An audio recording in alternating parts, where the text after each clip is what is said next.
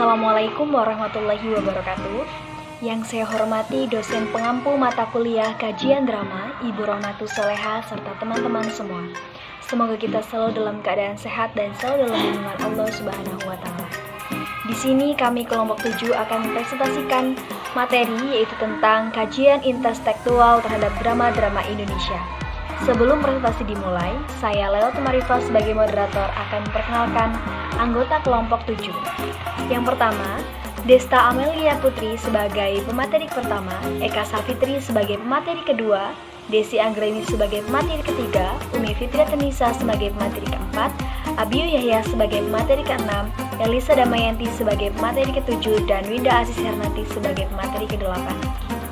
Baik, sebelum presentasi dimulai, himbauan untuk para teman-teman untuk dapat menyimak apa yang telah materi sampaikan agar nantinya ketika ada hal yang tidak difahami dapat ditanyakan. Nama Desta Amelia Putri, NPM 2019-064-03005. Baiklah, di sini saya sebagai pemateri pertama akan menjelaskan tentang karakter intelektual. Pendekatan intelektual pertama dipahami oleh gagasan pemikiran Mihail Bakhtin, seorang filsuf Rusia yang mempunyai minat besar pada sastra.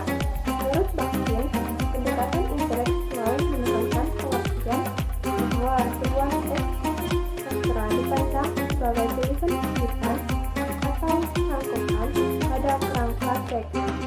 Teks sastra lain seperti tradisi, seni sastra, parodi, acuan, dan kutipan. Kemudian, pendekatan intelektual tersebut diperkenalkan atau dikembangkan oleh Julia Kristeva.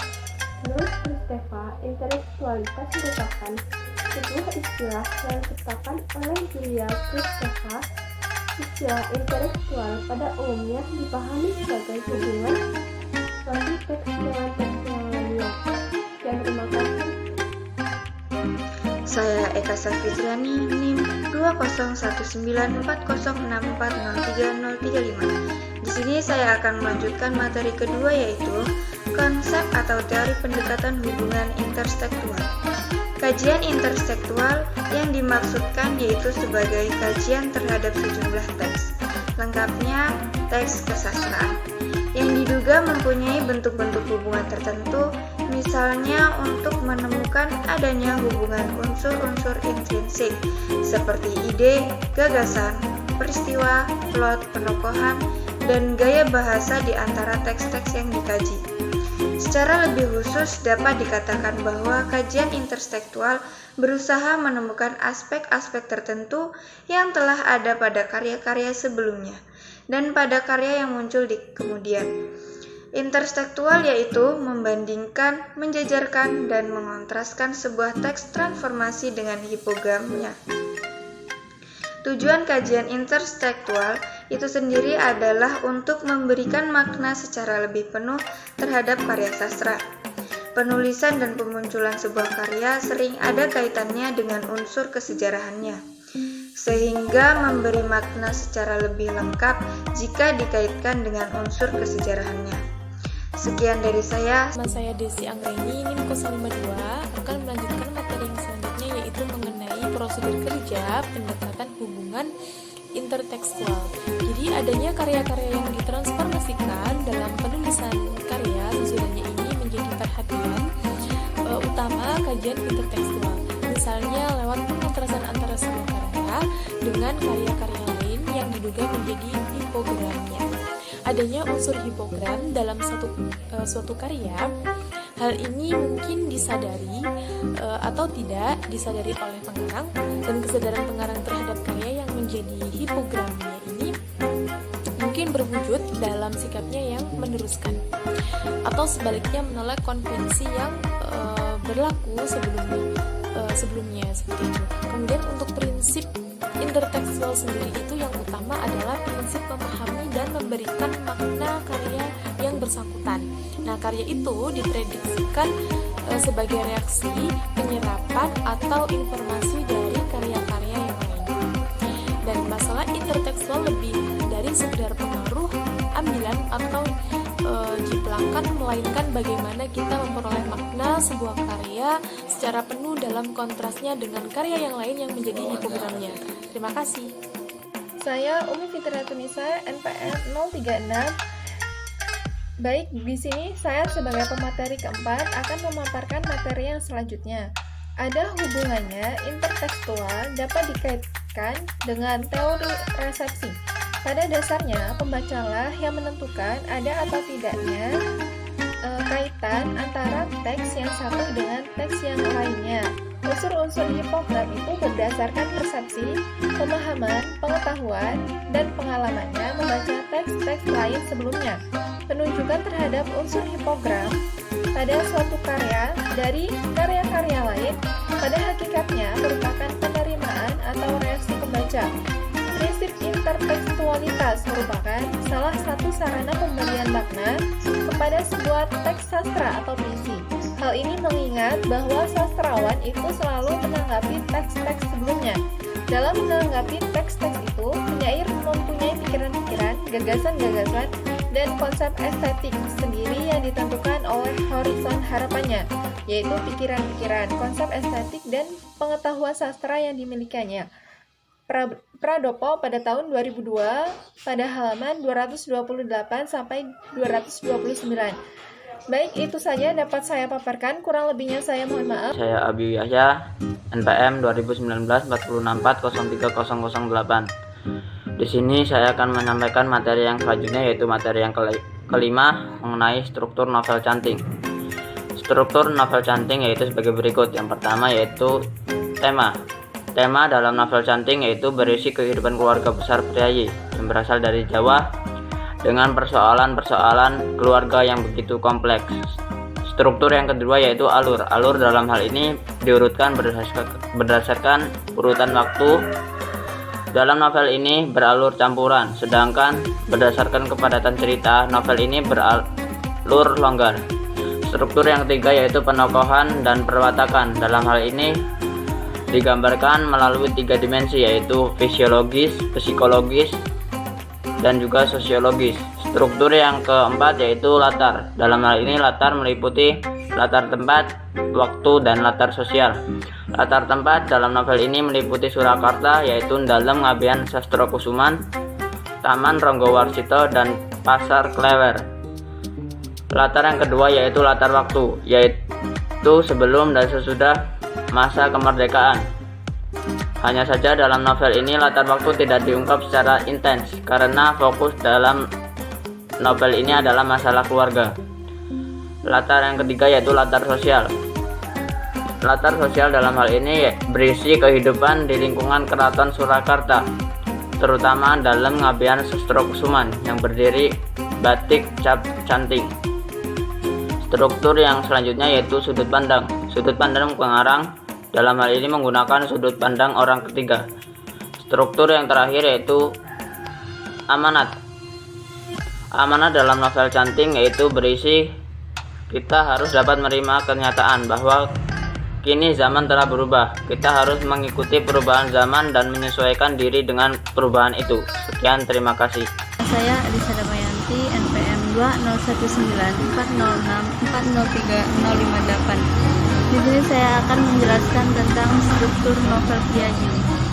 Struktur novel priayi yaitu meliputi satu tema, yaitu mengenai kehidupan keluarga besar priayi Jawa Tengah dengan persoalan yang melingkupinya. B. Alur. Berdasarkan waktu, novel ini beralur campuran. C. Penokohan dan perwatakan. Digambarkan melalui 3 dimensi, yaitu fisiologis, psikologis, dan sosiologis. 1. Lantip. Berdasarkan peranan dan fungsinya dalam cerita merupakan tokoh sentral, sedangkan berdasarkan cara menampilkan tokoh dalam cerita merupakan tokoh pintar atau datar. 2. Sastro Darsono. Berdasarkan peranan dan fungsinya dalam cerita merupakan tokoh sentral, sedangkan berdasarkan cara menampilkan tokoh dalam cerita merupakan tokoh bulat. C. Ngaisah. Berdasarkan peranan dan fungsinya dalam cerita merupakan tokoh pembantu. 4. Nugroho. Berdasarkan peranan dan fungsinya dalam cerita merupakan tokoh utama, sedangkan berdasarkan cara menampilkannya tokoh dalam cerita merupakan tokoh bulat.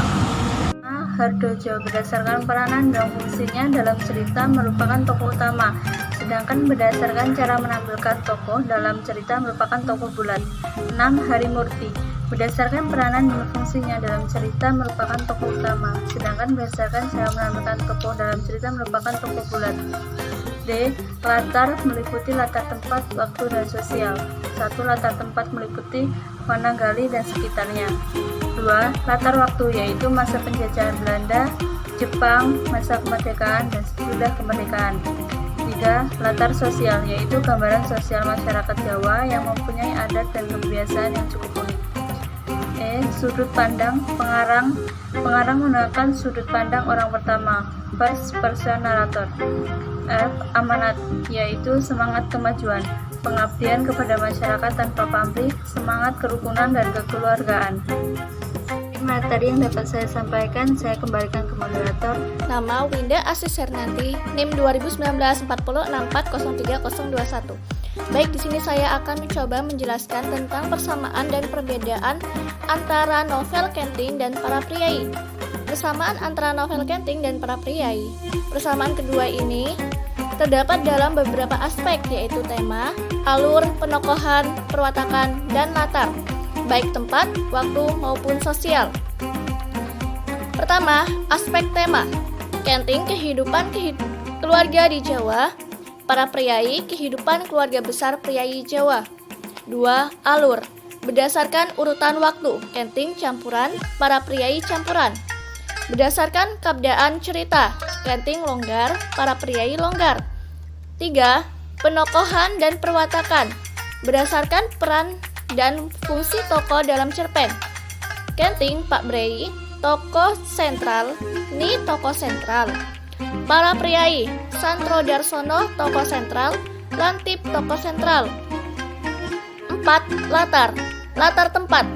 Kenting Surakarta, pusat cerita. Para Priai Surakarta, tempat perkembangan dari perjalanan hidup keluarga besar Santro Darsono. Tempat Hardojo meniti karir di Mangkunagaran. Latar waktu. Kenting sebelum dan sesudah masa kemerdekaan. Para Priai, sebelum dan sesudah masa kemerdekaan. Latar sosial. Kenting, masyarakat Jawa khususnya Surakarta. Para Priai, masyarakat Jawa, tidak hanya Surakarta, tetapi juga Wanagari dan Yogyakarta.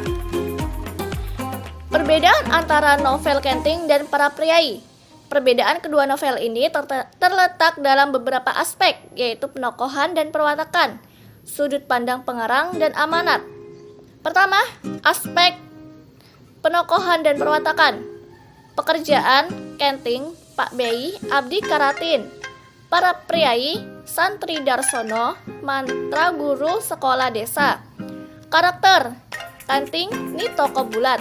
Para Priai, Lantip tokoh pipi. 2. Sudut pandang. Lantip orang ketiga, Para Priai orang pertama. Dan ketiga, amanat. Lantip orang ketiga, Kenting. Kita harus dapat menerima pernyataan bahwa kini zaman telah berubah. Cara yang terbaik untuk menghadapi perubahan zaman yaitu dengan melebur diri tanpa harus kehilangan identitas kebudayaan kita.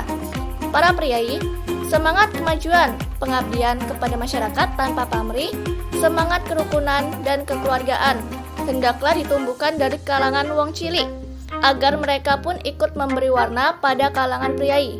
Sekian mungkin yang dapat saya sampaikan. Itulah tadi pemaparan materi dari kelompok 7 tentang kajian intertekstual terhadap drama-drama Indonesia. Terima kasih. Wassalamualaikum warahmatullahi wabarakatuh.